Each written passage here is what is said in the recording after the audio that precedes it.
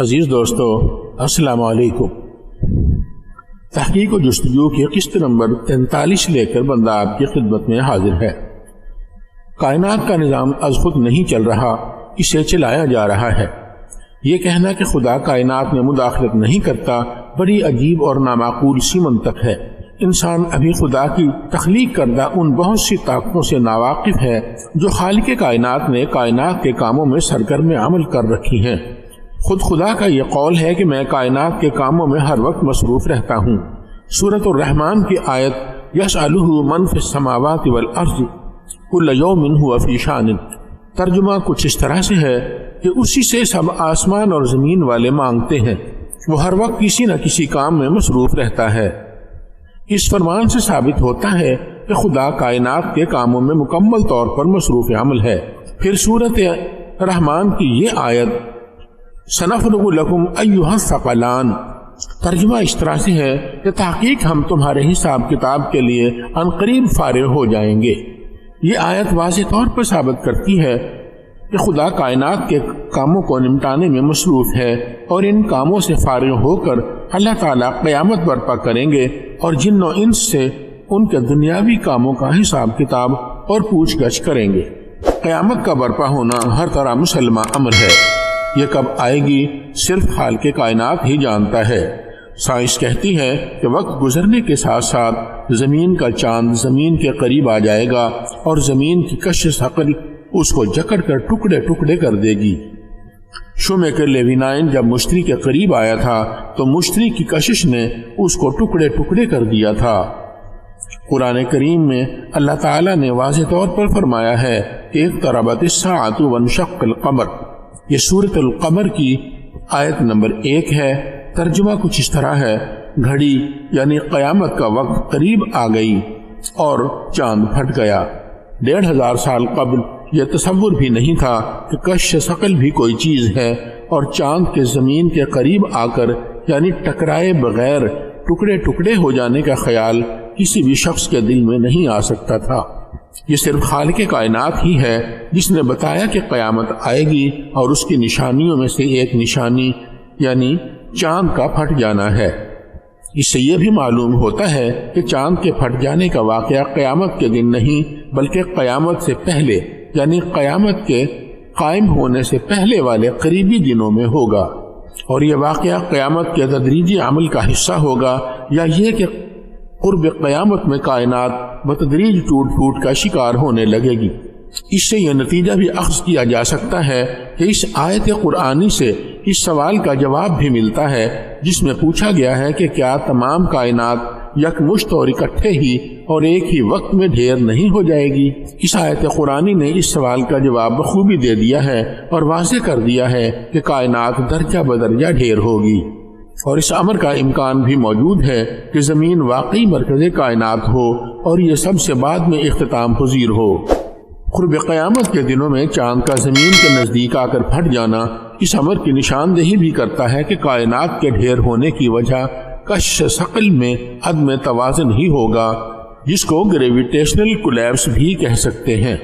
تمام کائنات کا یکدم ڈھیر ہو جانا ایک ناقابل فہم بات ہے، کیونکہ ستاروں کی پیدائش ابھی جاری ہے۔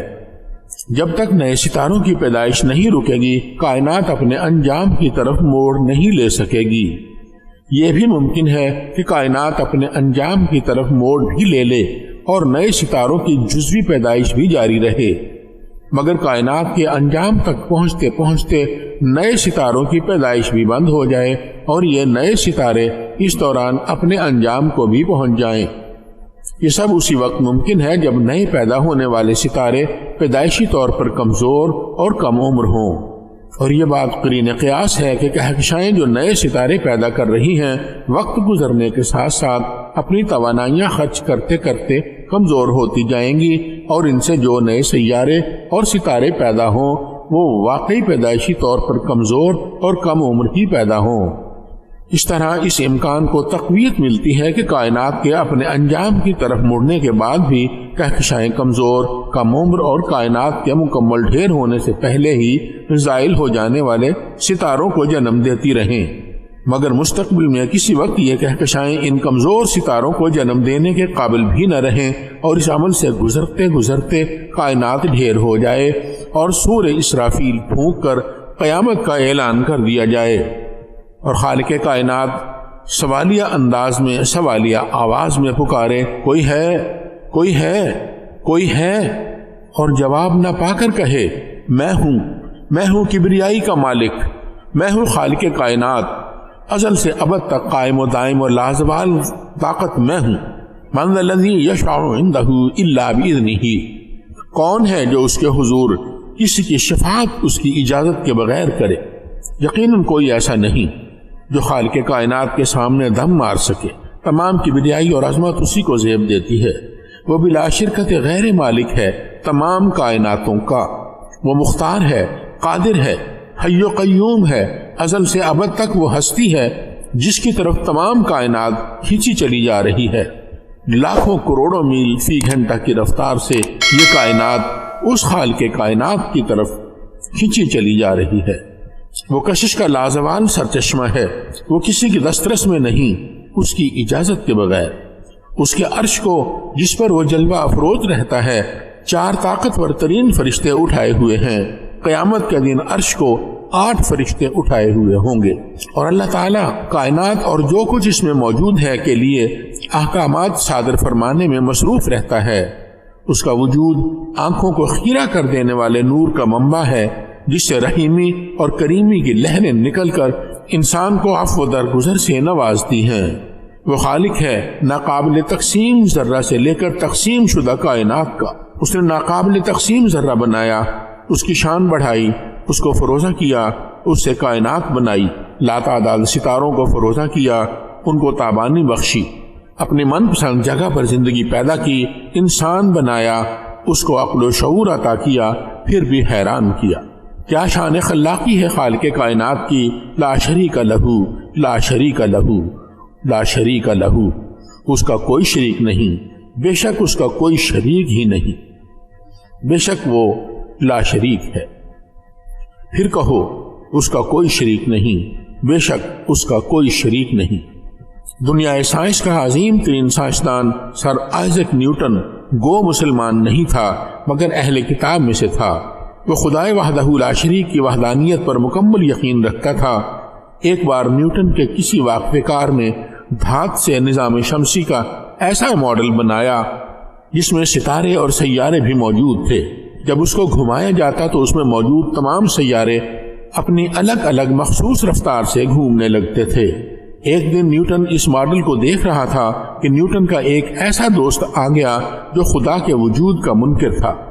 اس دوست نے نیوٹن سے پوچھا کہ نظام شمسی کا اتنا اچھا اور بہترین نمونہ کس نے بنایا ہے؟ نیوٹن نے کہا کہ یہ خود بخود ہی وجود میں آ گیا ہے۔ نیوٹن کے اس دوست نے فوراً کہا کہ ایسا نہیں ہو سکتا کہ یہ خود بخود ہی تشکیل پا گیا ہو، بے شک اسے کوئی ماہر کاریگر ہی بنا سکتا ہے۔ نیوٹن نے کہا کہ اگر یہ معمولی سی چیز خود بخود نہیں بن سکتی تو یہ عظیم الشان کائنات کس طرح خود بخود وجود میں آ سکتی ہے؟ بے شک اس کو خدا ہی نے بنایا ہے اور کسی خالق کے بغیر کوئی تخلیق وجود نہیں پا سکتی۔ عزیز دوستو، تحقیق و جستجو کی قسط نمبر 43 یہاں پر ختم ہوئی۔ انشاءاللہ جلد ہی آئندہ اقساط کے ساتھ آپ کی خدمت میں حاضر ہوں گے۔ تب تک کے لیے اجازت دیجیے، اپنا خیال رکھیے گا، فی امان اللہ۔